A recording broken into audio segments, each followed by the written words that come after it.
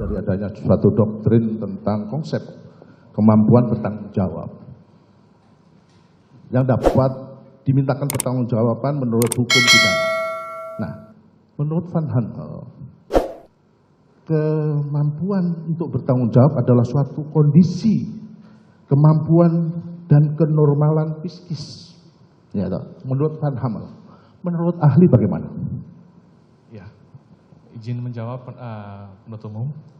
Jadi memang ini adalah konsekuensi dari perdebatan di antara kalangan ahli hukum pidana di masa lalu ketika ajaran kesalahan psikologis dan ajaran kesalahan normatif deskriptif ini saling bertentangan satu sama lain. Bukan bertentangan, maksudnya saling memiliki pendirian atau standing masing-masing.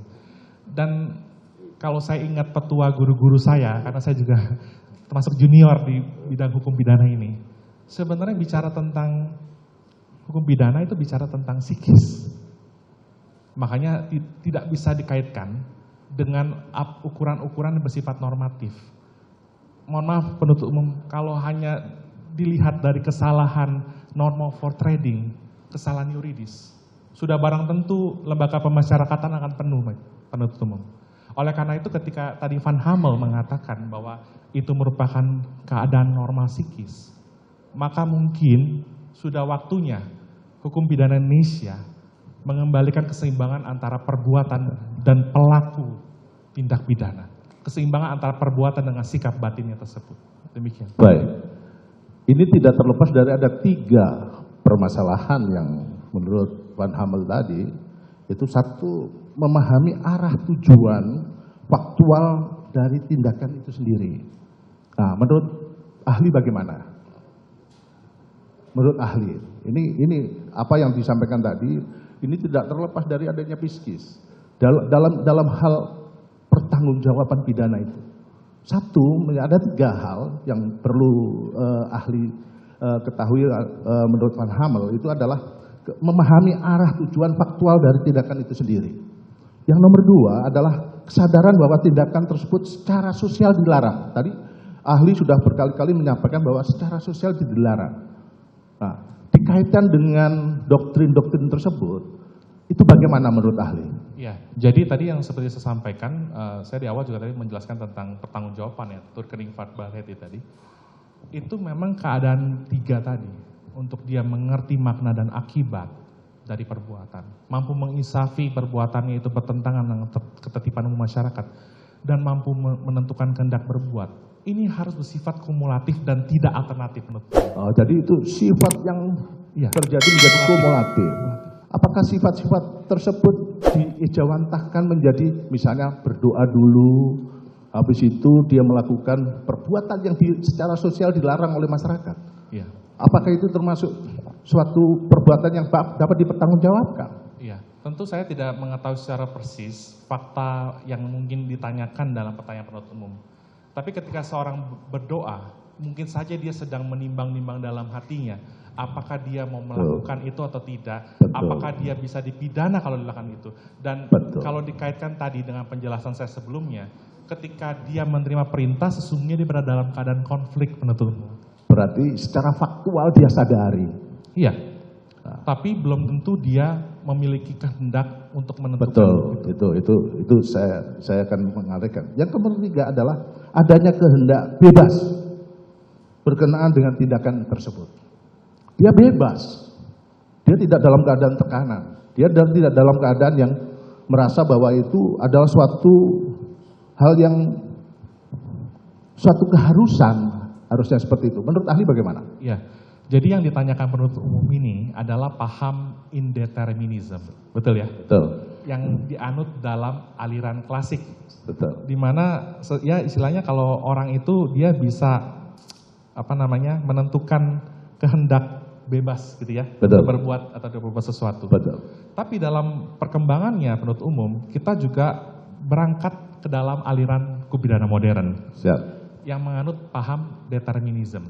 Determinism ini berarti tingkah laku individu adalah interaksi dengan lingkungan sekitarnya yang menimbulkan hubungan sebab akibat dari apa yang dia putuskan tadi. Jadi kehendak bebas ini tidak lagi menjadi suatu hal yang absolut dalam hukum pidana modern. Dan yang tadi penutup tanyakan itu berada dalam aliran klasik. Dan kalau kita nanti akan masuk ke dalam KUHP ya, meskipun itu masih nanti ya? Ius constituendum, tapi nilai-nilai hukumnya boleh digali karena ada izin penuntut umum, ada pasal 5 dari Undang-Undang Kekuasaan Kehakiman yang mengatakan hakim dan hakim konstitusi wajib menggali nilai-nilai hukum dan rasa keadilan di masyarakat. Terima kasih, Mas. Ini satu. Bicara masalah perintah jabatan, ini hal tersebut tidak lepas dari adanya doktrin militer. Melihat perintah jabatan tidak lepas dari doktrin militer. Nah, menurut ahli bagaimana? Iya, jadi tadi kan saya pada saat menjelaskan beberapa tafsir putusan Mahkamah Agung terkait, itu memang menjelaskan ada hubungan secara de facto dan de jure dan pengendalian efektif seperti yang terjadi di kemiliteran. Betul. Tapi uniknya, penuntut umum, saya nggak bawa putusannya, mungkin saya sempat tulis di Kompas mengenai hal ini, tapi begini, penuntut umum.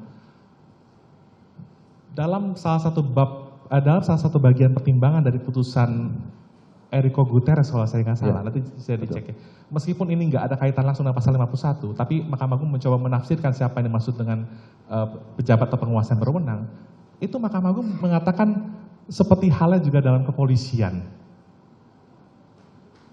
Nanti bisa saya fotokopikan untuk penuntut umum. Seperti halnya dalam hal kepolisian. Kepolisian, karena satu. Dari awal secara historis tadi disampaikan bahwa kepolisian itu adalah mengandalkan militer.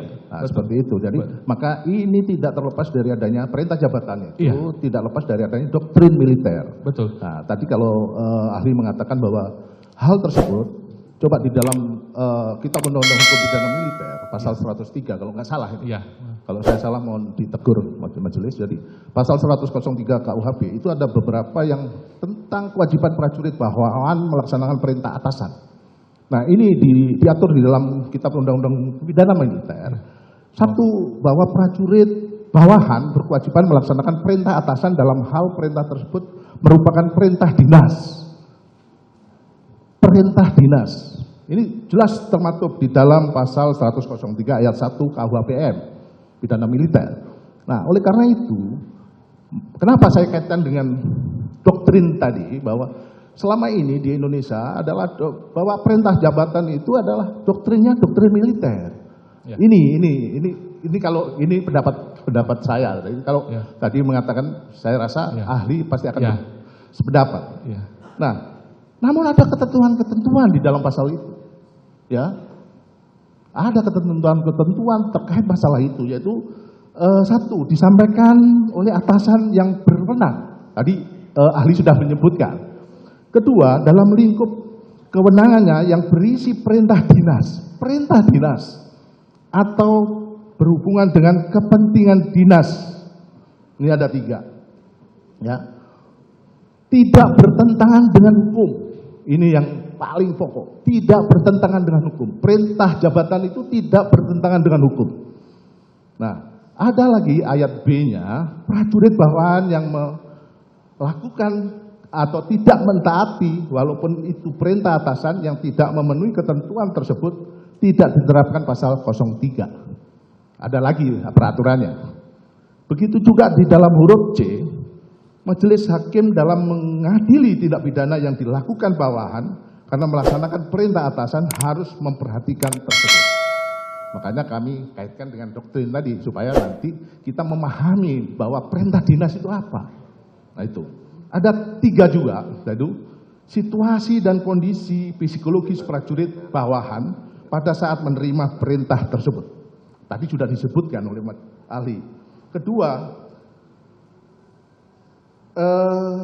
intelektualitas dari prajurit bawahan pada saat menerima perintah tersebut. Ketiga, perbedaan jenjang kepangkatan tersebut. Maka menurut ahli tadi bahwa perintah jenjang itu bisa masuk. Apakah ini masih dilakukan di dalam salah satu tadi menyangkut masalah perintah jabatan itu salah satu adalah di kepolisian. Nah, mohon bisa mendapatkan pencerahan ya. Baik. Terima kasih. Terima kasih penuntut umum. Luar biasa sekali pertanyaan Anda. Tapi begini, yang disampaikan oleh penutup tadi adalah dalam lingkup militer yang bersifat tentu bersifat leg spesialis ya dari KUHP. Dan pasal 51 KUHP sebagai ketentuan umum ini sebenarnya untuk sipil. Gitu. Nah makanya kalau kita kaitkan juga, ada juga ketentuan di pasal 413 kan tentang kejahatan jabatan. Manakala seorang komandan angkatan bersenjata yang menolak atau mengabaikan menggunakan kekuatan di bawah perintahnya yang diminta penguasa sipil, ada ancaman pidana untuk itu. Nah, jadi memang ini konteksnya adalah kalau ada keraguan-raguan akan hapusnya elemen melawan hukum tadi, yang seperti saya sampaikan dalam konteks perintah jabatan atau antelok level, maka kita harus melihat dari sisi kesalahan psikologisnya. Apakah dia memiliki guilty mind untuk melakukan tersebut? Sekalipun memang dia tahu bahwa itu perbuatan yang salah, yang dilarang, yang melawan hukum, bahkan menghilangkan nyawa orang lain. Tetapi ketika dia berada dalam konflik seperti itu, maka ukuran-ukuran kesalahan normatif sangat sulit tuh dipakai. Tadi penutup umum juga menyampaikan bagaimana keadaan psikologisnya kan, saya kutip kembali. Jadi itu sangat matters untuk menentukan bagaimana apakah seseorang itu bisa dimintakan pertanggungjawaban pidana atau tidak. Demikian penutup umum. Terima kasih, ahli. Oleh karena itu, saya masih harus mendapatkan pencerahan lagi menyangkut hal tersebut.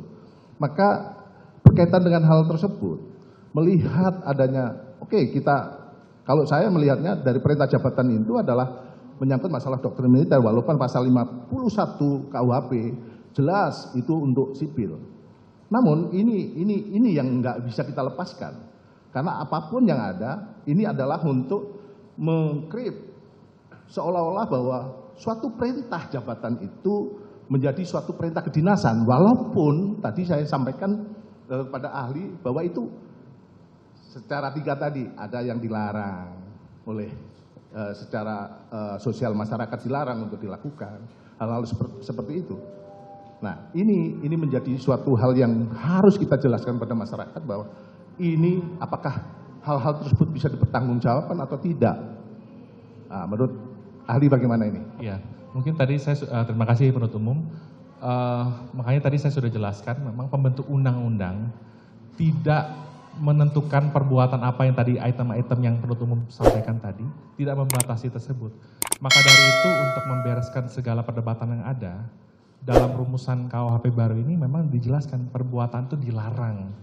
Yang dilakukan dalam perintah jabatan itu memang sesungguhnya dilarang. Dan yang hapus itu adalah melawan hukum. Kalau ada keraguan-raguan, maka perlu dilihat dari sisi subjektif on reh elemennya.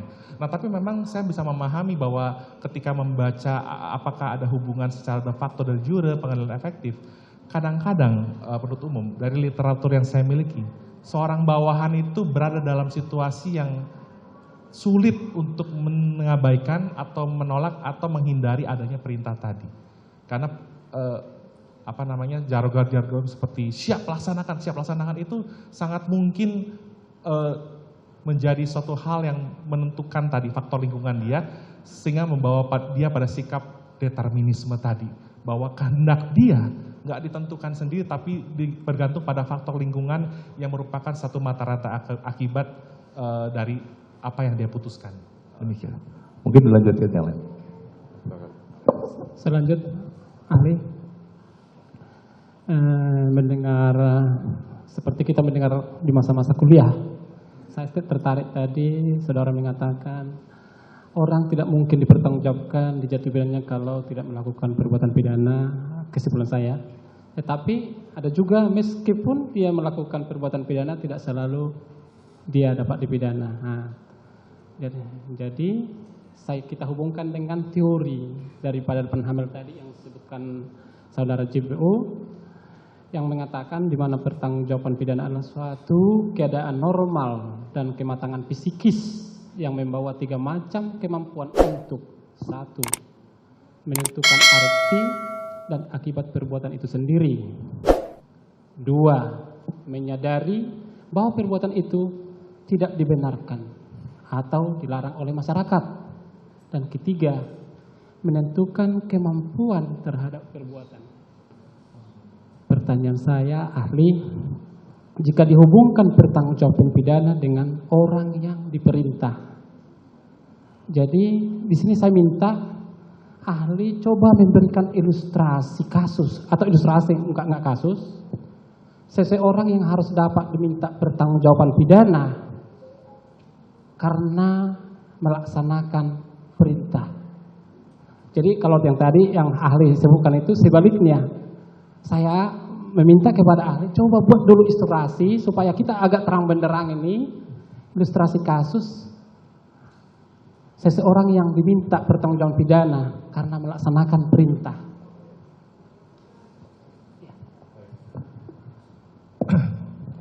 Tadi saya sudah sampaikan menurut doktrin dari Hazewinkel-Suringga, tidak semua perintah jabatan itu memang membenarkan perbuatan yang dilakukan. Semua tergantung cara, keadaan, sarana, prasarana yang digunakan untuk memberikan perintah dan juga melaksanakan perintah tersebut. Mungkin contoh klasik karena tadi saya bilang tidak banyak referensi buku yang mengulas tuntas tentang Amtulak Bevel ini. Contoh perintahnya adalah klasik ini. Ya, supaya saya tidak salah, saya langsung ambil aja dari bukunya langsung kan.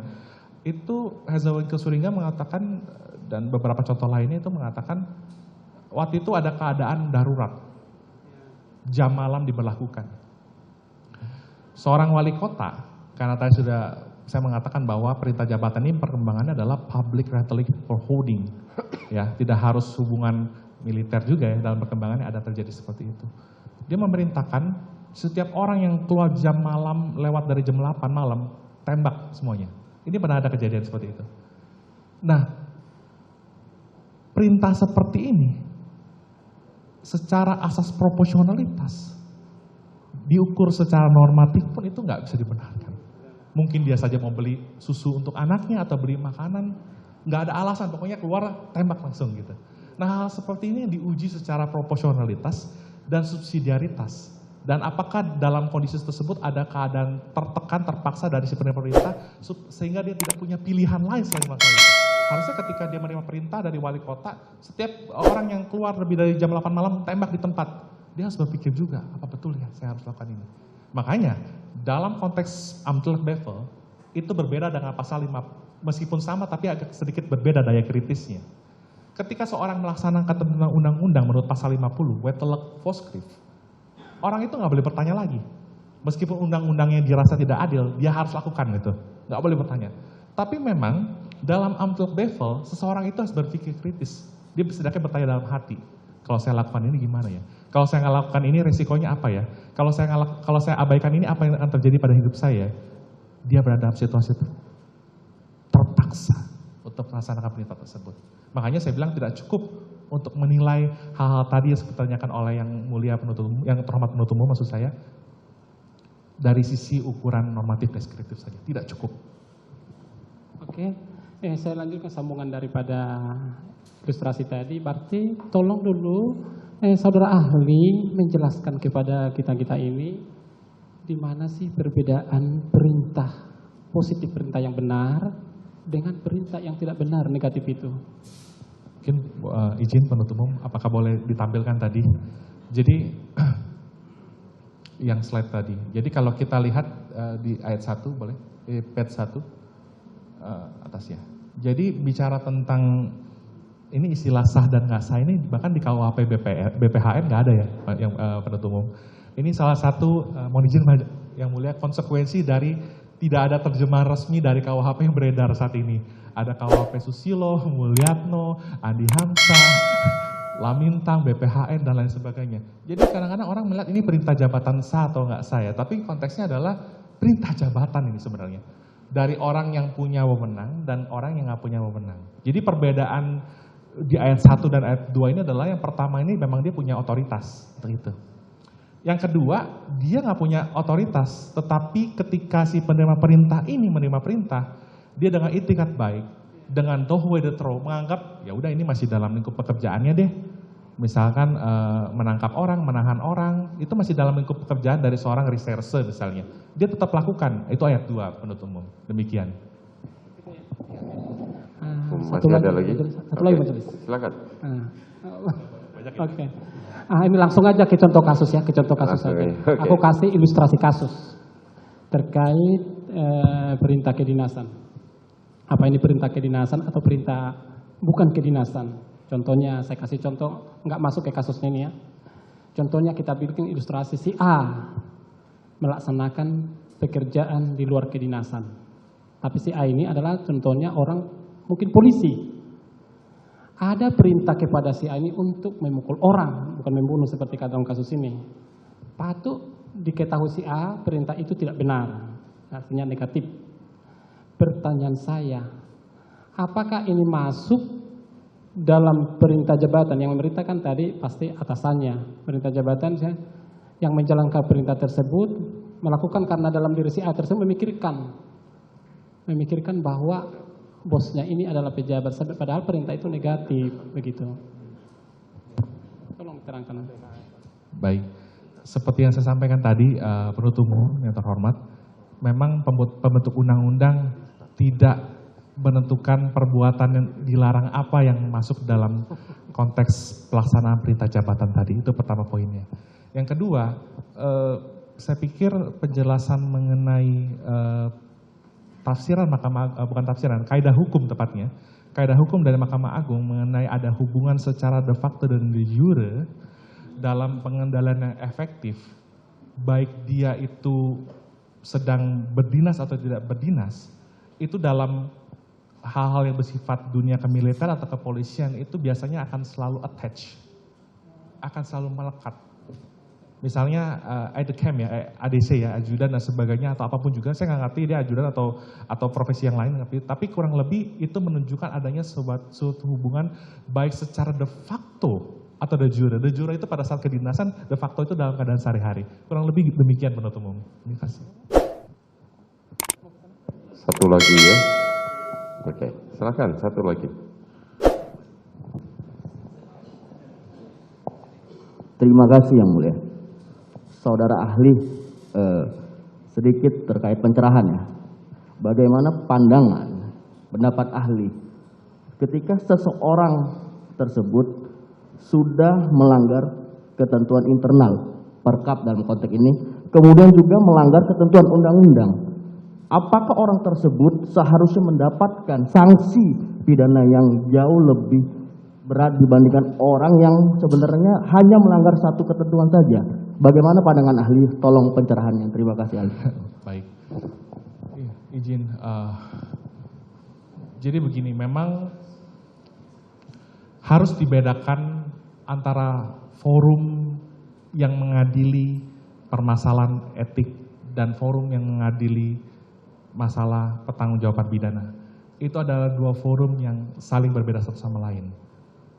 Namun memang sangat disayangkan, unfortunately, KUHP yang kita gunakan saat ini belum memiliki tujuan dan pedoman pemidanan atau objective and guidelines sentencing. Orang sering sekali menyebutnya dengan standard of sentencing. Yang ditanyakan oleh penuntut umum yang terhormat tadi, hal-hal yang mendasari itu bisa saja itu masuk dalam item-item hakim ketika memeriksa dan mengadili dan memutus suatu perkara. Makanya saya sudah sering kali menyampaikan, ketika hakim menganalisa suatu perkara, memeriksa, melihat unsur-unsur bestandelen atau elementen yang terkandung dalam satu pasal, itu dia hanya terpaku secara normatif. Tetapi ketika diberikan tujuan dan pedoman pemidanaan, maka ketika hakim mengadili, dia nggak hanya berpaku pada asas legalitas, ya ada tindak pidana secara verbal, dia nggak hanya terpaku pada asas kesalahan atau asas kulpabilitas, tapi dia juga terikat pada tujuan dan pedoman pemidanaan. Tujuan dan pedoman pemidanaan ini selain bisa memberatkan juga bisa meringankan tentunya, gitu. Ya, demikian. Oke, cukup ya. Sebentar Yang Mulia, ada lagi. Saya pernah baca Yang Mulia, ahli ya, ahli. Saya pernah baca dalam bukunya Lamintang, ada pendapat Pompei halaman 116-117. Jika perintah itu yang jika bersifat public rechtelijk, tapi jangan bersifat burger rechtelijk. Ini yang membedakan antara perintah bersifat publik dan perintah bersifat burger rechtelijk. Oke. Bisa ahli terangkan itu? Ya. Jadi gini, yang dimaksud dengan public rechtelijk forwarding itu adalah hubungan hukum publik. Meskipun dalam perkembangannya dulu kan itu kan tadi awalnya kemiliteran ya dalam peradaban kerajaan Romawi itu berkembang. Jadi memang bukan hanya atasan bawahan yang bersifat kedinasan, tapi juga bisa jadi perintah dari sipil yang tadi seperti contoh dalam pasal 413. Jadi konteks hubungan publik itu adalah memang di luar hubungan privat. Ya, artinya tidak seperti saya dengan warga negara yang lain, tapi memang harus ada otoritas. Makanya disebut dengan tadi berwenang atau tidak berwenang itu ada berbicara mengenai otoritas gitu. Jadi yang dimaksud ahli dengan perintah publik itu apa? Ini kan tidak ada surat perintah, ini tidak ada surat kedinasan untuk itu. Yang dimaksud ahli perintah itu apa? Jadi itu bukan bicara tentang tertulis atau tidak tertulis, karena perintah itu memang lahir dari hubungan. Bukan soal bagaimana saya perintahkan kamu dengan tertulis untuk melakukan sesuatu, enggak. Dengan lisan pun itu bisa menjadi suatu perintah atau instruksi untuk melaksanakan sesuatu. Dan dalam secara de facto tadi, nggak usah secara de jure ya, misalkan ada bentuk surat atau nota dinas dan sebagainya. Secara de facto, nggak mungkin bawahan itu sulit mempertanyakan, untuk apa ini? Nggak siap laksanakan. Nah hal seperti itu yang seringkali ditemukan dalam keadaan nyata yang mungkin bisa terlihat di kemiliteran atau di kepolisian. Jadi hubungannya, bukan soal bagaimana caranya memberikan itu. Nah, silakan saudara penuntut umum nanti tanggapi di surat tuntutan maupun terima. Sedikit lagi yang mulia ini Pak, yang mulia. Tadi yang ahli menerangkan Wills teori ya. Yang ahli terangkan Wills teori ya, kehendak. Ya. Bagaimana dengan Purcell teori? Bayangkan. Ya. Jadi kan ya memang ini kan ada perbedaan pandangan terkait hal tersebut. Tapi memang karena ini juga dilihat oleh publik ya, kita mungkin hindari penggunaan bahasa-bahasa yang membuat publik tidak mengerti. Tetapi gini, kalau berbicara tentang membayangkan dan tadi bisa dia mempunyai kehendak atau tidak, itu sekali lagi perlu diuji dengan alat bantu ahli yang lain. Tentu saya tidak bisa menerangkan dari sisi psikologis. Terima kasih. Oke, cukup ya.